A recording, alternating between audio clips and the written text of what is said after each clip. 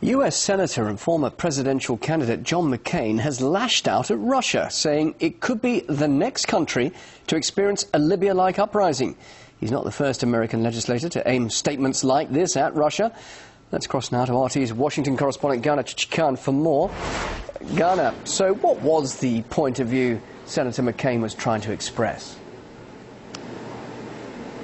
Well, Senator McCain has got a very far-fetched outlook, that's for sure. He's sure that the so-called Arab Spring will rage on and will make it to countries like China, Russia, which, according to McCain, need democracy, just like Libya does. By the way, at some point, he even said Libya has already achieved democracy, which, judging by the situation on the ground, is really far from reality.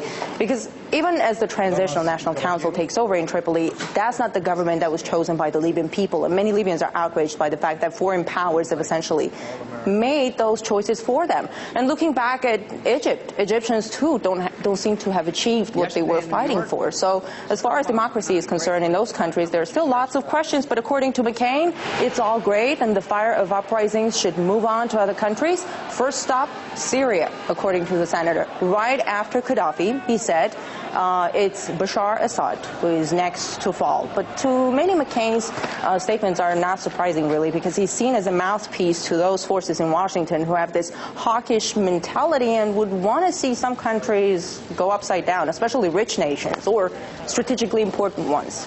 Interesting choice, though, Russia and China. Why did he pick out those two, do you think?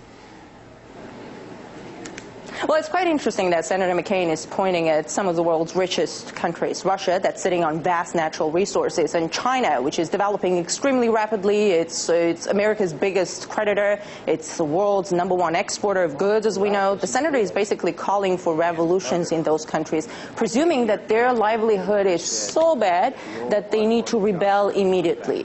Polls show that most Americans are not happy with where their economy is going. Also, they're not happy with their president. His approval rating is below 40%. The nation's $14+ trillion debt continues to rise. The economy, is not generating enough jobs, and unemployment remains above 9%, as we know.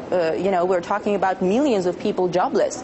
The rights of unions that were supposed to protect employees were slashed, and a lot of states have seen massive protests about it, but their voices have been largely ignored. Following McCain's logic, though, does that mean that Americans, too, have to take to the streets and rebel and revolt? Not clear, really. Someone had to ask him that question, because there's a lot of discontent in McCain's home country. But to Senator McCain, obviously, hell is other people, as one wise French writer said. Okay, Ghana, thanks very much indeed for that live there from our Washington studios. Ghana Chichikan.